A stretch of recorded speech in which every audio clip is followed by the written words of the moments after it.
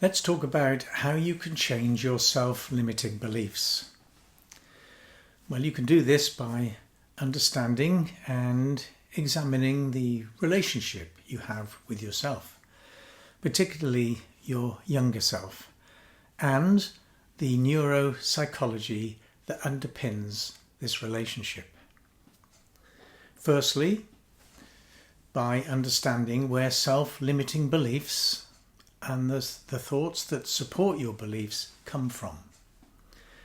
As infants, we come into this world with innate operating software to receive safety, protection, nurturing with love and belonging.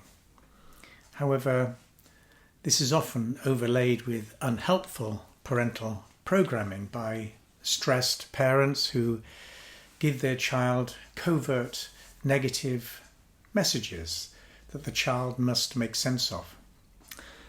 And as children, we make sense of this by making childlike decisions about what the messages mean. For example, a repeatedly neglected child may interpret this unconscious parental behaviour as, I'm just not lovable. Not, oh, that my mum's busy.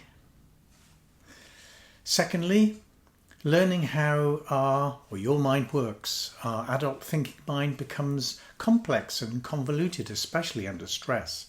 But in reality, we only have two fundamental states of being. That's a programmed state and innate states of being.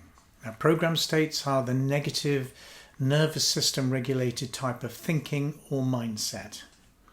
Or instead, we have the more positive and innate state of being where we live in the moment of experience with acceptance and peace of mind. But we cannot live in two states of being at the same time, although we can, toggle backwards and forwards between these two states. So when we have an experience, it's not the experience itself that creates meaning. It's the meaning we give to that experience that makes the difference to our thinking. The belief you have about your experience now becomes your reality. Your brain must choose between these two states of being.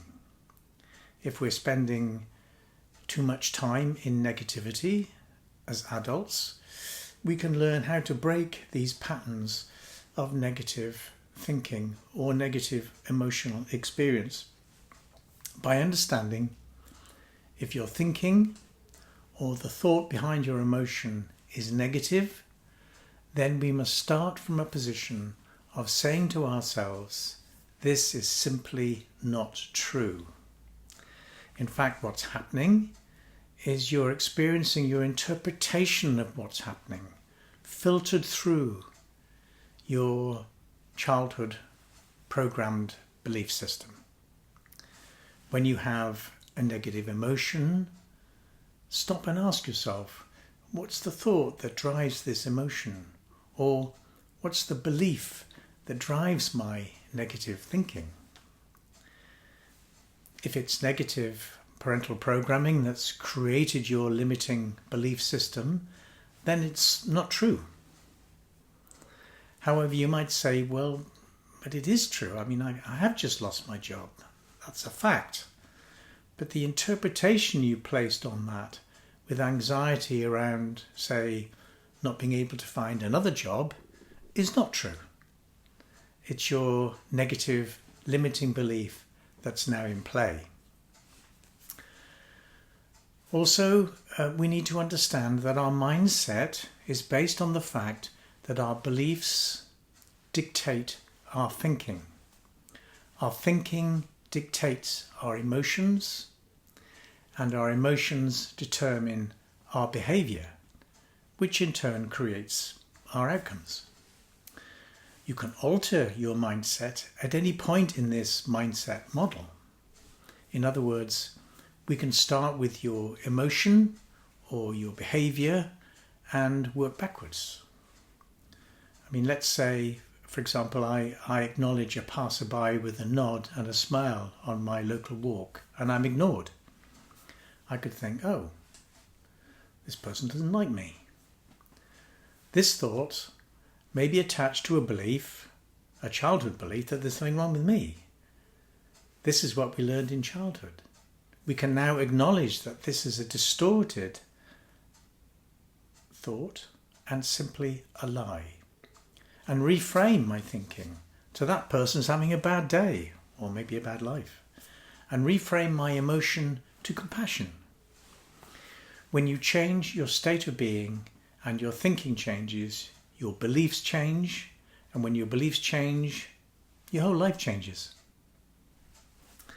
Thirdly, provide the right environment and conditions for change, including recalibration of your expectations, and avoid overwhelm by understanding that psychological change takes time. Although there are epiphany moments, it's a journey, it's not a quick fix. Also, practice just noticing when you shift into your programmed state of being. And it's also important to provide the right conditions for change by taking care of yourself with good nutrition, daily exercise, and helpful sleep routines. Learn to take time out for yourself with rest and relaxation. Set boundaries with work and relationships that allow you to organize this essential self-nurturing. Fourthly, create new positive beliefs which are in alignment with your needs and values. Acknowledging that it's your responsibility to reframe your living, breathing childhood belief system that is creating your negative interpretation of what's happening to you and the negative emotions attached to those thoughts.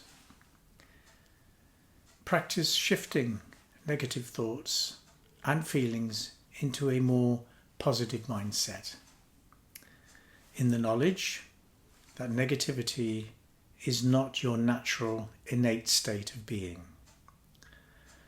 Now, this isn't blindly thinking everything in life is positive, because life is full of challenges.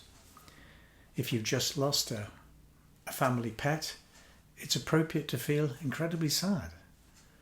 But when you have emotions that don't align with or exaggerate your situation, it does mean reframing your understanding by challenging your negative thought and saying to yourself, is that really true? Or is my negative programming distorting my reality? So if you feel you want help and support with changing your self-limiting beliefs, get in touch. Book a free discovery call via my website, stephenelliker.coach, and let's see what's possible.